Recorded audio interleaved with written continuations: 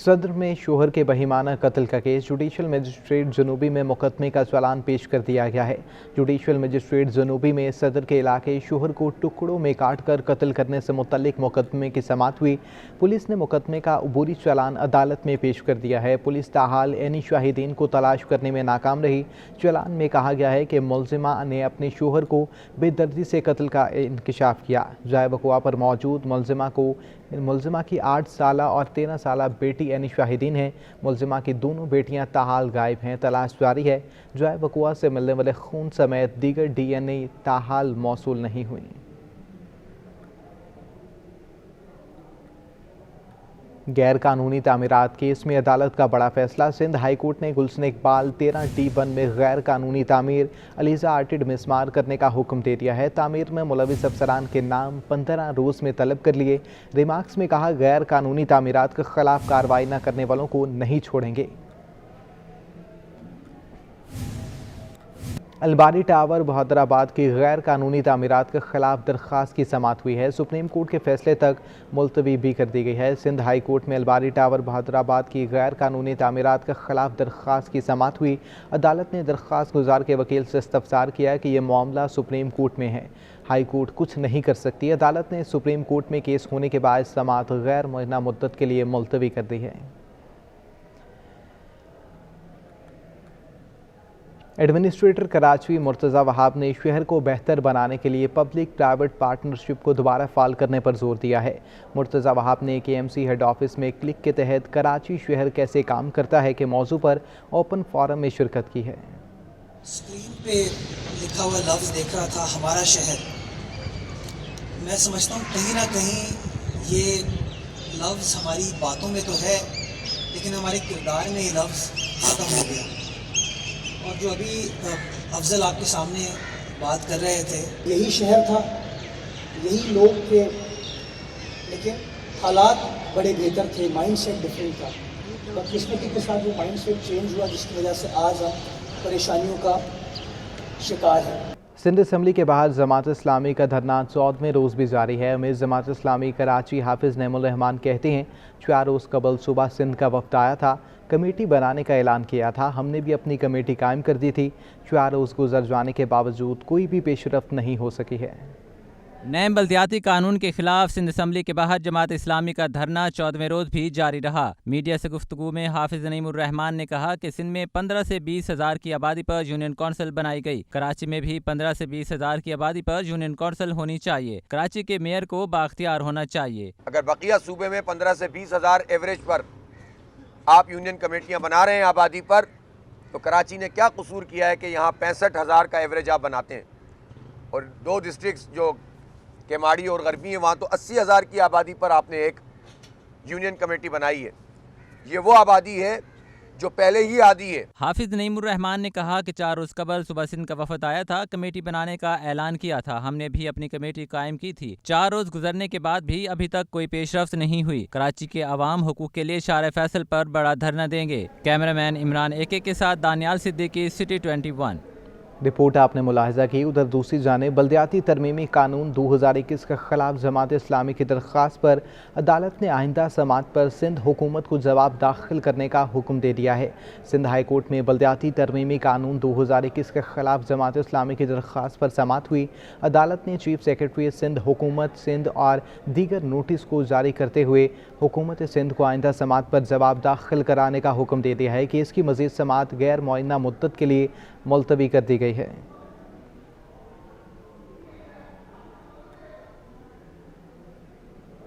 Chairman people's party Bilawal Bhutto Zardari, Faryal Talpur और निसार खोड़ू की मुश्तरका सदारत में वज़ीर आला हाउस में अहम इजलास मुनक्किद हुआ, जिसमें 27 फरवरी को मज़ार कायद से लॉन्ग मार्च के इंतजाम और तैयारियों का जायज़ा लिया गया है।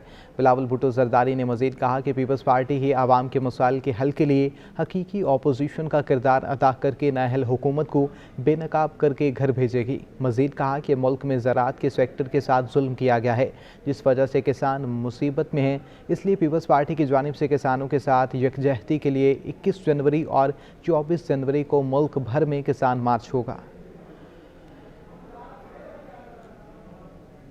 कोरोना में इजाफे के बाद वैक्सीनेशन सेंटर में आवाम का रश बढ़ चुका है। माहिरीन एहतियाती तदाबीर पर ज़्यादा से ज़्यादा अमल करने पर जोर दे रहे हैं। शहर में कोरोना वायरस दिन ब दिन तेजी से फैल रहा है। कुछ अरसे से वैक्सीनेशन का अमल सुस्त दिखाई दे रहा था, लेकिन चंद रोज से उसमें तेजी दिखाई दे रही है। जिना अस्पताल में भी वैक्सीनेशन लगाने वाले अफराद की तादाद दुगनी हो गई। वैक्सीनेशन सेंटर की इंचार्ज डॉक्टर सादिया मूसा का कहना है कि रोजाना तकरीबन 2000 अफराद वैक्सीन लगवाने आ रहे हैं। हमारे पास फिर से तकरीबन 1800 से 2000 लोग डेली आ रहे हैं, जिसमें फर्स्ट डोज वाले भी हैं और बूस्टर डोजेस वाले भी। जिससे NCOC वालों ने 30 से ऊपर का बूस्टर फ्री कर दिया है और ट्रैवलर्स के अलावा जो पाकिस्तानी सिटीजन्स हैं वो भी सब बूस्टर्स लगवाने के अहल हैं। तो हमारे पास बहुत ज़्यादा रश हो गया है। बूस्टर में हम फाइज़र भी लगा रहे हैं, साइनोफार्म, साइनोवैक, मॉडर्ना सब अवेलेबल है। अस्पतालों में कोरोना जैसी अलामत वाले मरीजों की तादाद में भी इजाफा होता जा रहा है। जिना अस्पताल के professor of medicine doctor Shahbaz Haider का कहना है कि सिर्फ SOP पर अमल करके ही कोरोना से बचा जा सकता है। स्ट्रेटजी है कि जी एक मास्क लगाया जाए, मास्क ज़रूर लगाएं और इसकी जो चूँकि फैलने की शरह है वो ज़्यादा तेज़ है और अभी दिख रहा है कि पहले की निस्बत हम देख रहे हैं कि ज़्यादा तेज़ी से फैल रहा है, तो prevention is the best thing. गुज़श्ता चंद दिनों के दौरान कोरोना के मस्बत केसेस की शरह में खौफनाक इजाफा हो गया है। हुकूमत सिंध का कहना है कि अगर यूं ही केसेस बढ़ते रहे तो मजबूरन लॉकडाउन लगाना पड़ेगा। कैमरामैन दानियाल सैयद के साथ वाजिद रजा असफहानी, सिटी 21। महकमे स्कूल तालीम में नया फर्नीचर खरीदने का मामला अल्तवा का शिकार है। 4 अरब रुपए की लागत से फर्नीचर खरीदने का मामला फाइलों की हद तक रह चुका है। महकमा स्कूल तालीम में नया फर्नीचर खरीदने का मामला ताहाल ज़ेर अल्तवा है।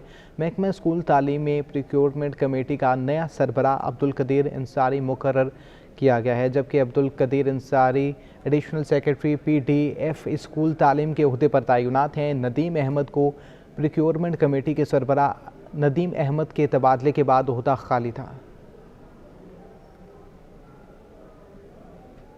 कारों की बुलंद कीमत के साथ मिनी बजट में टैक्स बढ़ाने की तजवीज़ पर दिसंबर में कारों की फ़रोख्त ने तमाम रिकॉर्ड तोड़ दिए हैं। दिसंबर 2020 के मुकाबले दिसंबर 2021 में कारों की फ़रोख्त 96% इजाफे से एक माह में 27,321 यूनिट फ़रोख्त किए गए।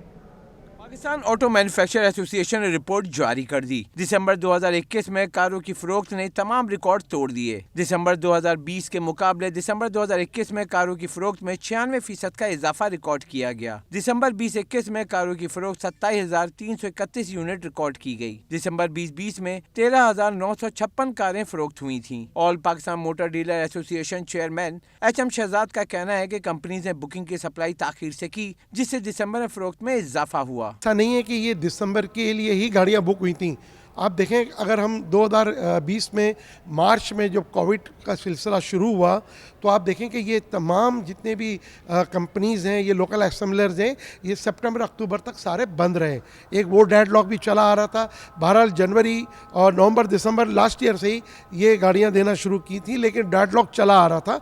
अब भी पुरानी जो बुकिंगें हैं लोगों की, उनको 15 जनवरी का टाइम दिया जा रहा है। मिनी बजट के जरिए तजवीज़ करदा कीमतों में इजाफे से कबल एक माह में अब तक की सबसे ज्यादा कारों की फरोख्त है। रिपोर्ट के मुताबिक नवंबर 2021 के मुकाबले दिसंबर 2021 में कारों की फरोख्त में 46% का इजाफा हुआ। All Pakistan motor dealer association chairman का कहना है कि मिनी बजट की मंजूरी के बाद कारों की कीमत मजीद बढ़ जाएगी। से 8 दिन पहले आया है तो उसके असरात तो आने वाले वक्तों में आएंगे, क्योंकि अभी कौमी असम्बली और सेनेट के बाद जो है अभी दोबारा उसकी अप्रूवल लेना बाकी है। जब तक वो अप्रूवल नहीं आएगी, जब तक ये मामला अभी देखते हैं कि शायद 15 जनवरी तक जो है ये कीमतों में इजाफे का नोटिफिकेशन या SRO निकलेंगे। नवंबर के मुकाबले दिसंबर में सुजुकी की फरोख्त में 82% और होंडा कारों की फरोख्त में 56% का इजाफा रिकॉर्ड किया गया। रिपोर्ट के मुताबिक दिसंबर 2020 के मुकाबले दिसंबर 2021 में मोटरसाइकिलों की फरोख्त में 10% कमी हुई, जबकि रवा माली साल 6 माह में मोटरसाइकिलों की फरोख्त 18% का इजाफा हुआ है।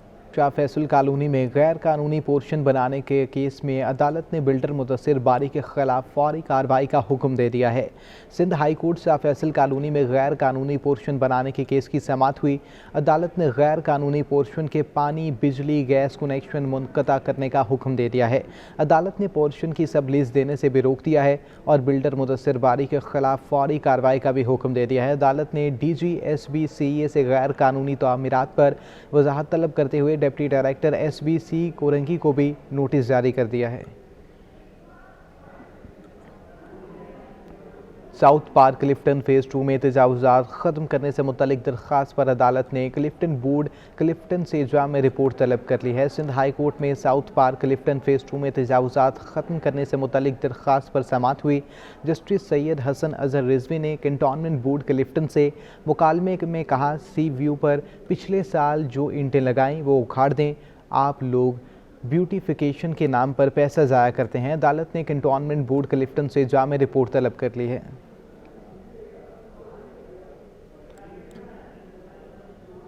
फेडरल बी एरिया ब्लॉक 3 में गैर कानूनी तामीरात के केस में अदालत ने प्लॉट नंबर 711 पर तामीरात फौरी रोकने का हुक्म दे दिया है। सिंध हाई कोर्ट में फेडरल बी एरिया ब्लॉक 3 में गैर कानूनी तामीरात के केस की समाअत हुई। अदालत ने SHO को गैर कानूनी तामीरात कराने वालों के खिलाफ FIR की हिदायत कर दी है। अदालत ने SBCA को भी बिल्डर के खिलाफ फौरी एक्शन लेने का हुक्म देते हुए DG SBCA को 30 रोज़ में अमल दरामद रिपोर्ट पेश करने का हुक्म दे दिया है। नॉर्थ कराची में रिफाई प्लॉट पर चाइना कटिंग करके फ़रोख्त कर दिया गया। अदालत ने KD अफसरान से 30 रोज़ में तफसीली रिपोर्ट तलब कर ली है। सेक्टर 7 नॉर्थ कराची टाउनशिप में रिफाही प्लॉट पर चाइना कटिंग करके फ़रोख्त कर दिया गया। रिफाही प्लॉट किसी को कैसे अलॉट किया जा सकता है, सिंध हाई कोर्ट ने सवाल उठा दिया। अदालत ने दरख्वास्त गुजारों से इस्तफसार किया, ST1 में कैसे तकसीम कर दिया गया है। ये प्लॉट खेल के मैदान के लिए था जिसे काट कर प्लॉट बना दिया गया है। अदालत ने KD अफसरान से 30 रोज़ में तफसीली रिपोर्ट तलब कर ली है, जबकि अदालत ने KDA को दरख्वास्त में फरीक बनाकर तरमीमी टाइटल फाइल करके 7 रोज़ में दायर करने की हिदायत भी कर दी है।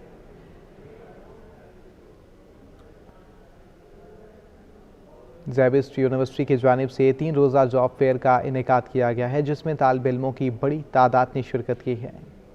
ज़ैबिस्ट कराची में 3 रोज़ा जॉब फेयर का आखिरी रोज़ 70 से ज़ायद कंपनीज ने तालिब इल्मों को जॉब्स के मौके फराहम किए। सिटी 21 से खुसूसी गुफ्तगू करते हुए एडमिनिस्ट्रेटर कराची मुर्तज़ा वहाब का कहना था कि आज के वक्त पर तालिब इल्मों के लिए थ्योरी के साथ प्रैक्टिकल भी ज़रूरी है। गवर्नमेंट सेक्टर की जानिब भी तालिब इल्मों का रुझान होना चाहिए। स्टूडेंट्स को इस फैसिलिटी का फ़ायदा लेना चाहिए और एक बहुत अच्छा तरीका है यूनिवर्सिटी का एंड टू एंड के एक वो बच्चे को लेते हैं, तालीम स्टार्ट करते हैं और तालीम स्टार्ट करने के बाद जो इवेंचुअल प्रोडक्ट है जो कि मार्केट में जाती है काम करने के लिए, वो भी फैसिलिटी आप प्रोवाइड करें, तो this is a very good thing that SZABIST is doing. सदर ज़ैबिस्ट शहनाज साहिबा का कहना था कि जॉब फेयर का मकसद तालिब इल्मों को जॉब्स के लिए मौके फराहम करना थे। यहाँ पे ये उनको सहूलत एक ही जगह मिल जाती है, बजाय इसके कि एक स्टूडेंट है वो 50 कंपनीज़ को या 30 कंपनीज़ को अपना CV भेजे, तो यहीं पे वो आ जाते हैं। हमारे सारे स्टूडेंट्स 3 दिन के लिए, माहौल भी अच्छा है, मौसम भी अच्छा है और यहाँ पे वो अच्छी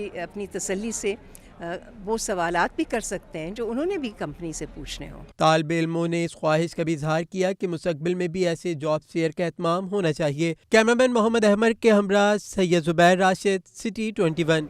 यूनिलीवर पाकिस्तान और तुफैल केमिकल ने मिलकर पाकिस्तान के सबसे बड़े शैम्पू में इस्तेमाल होने वाली मसनूआत के प्लांट का इफ्तिताह कर दिया है।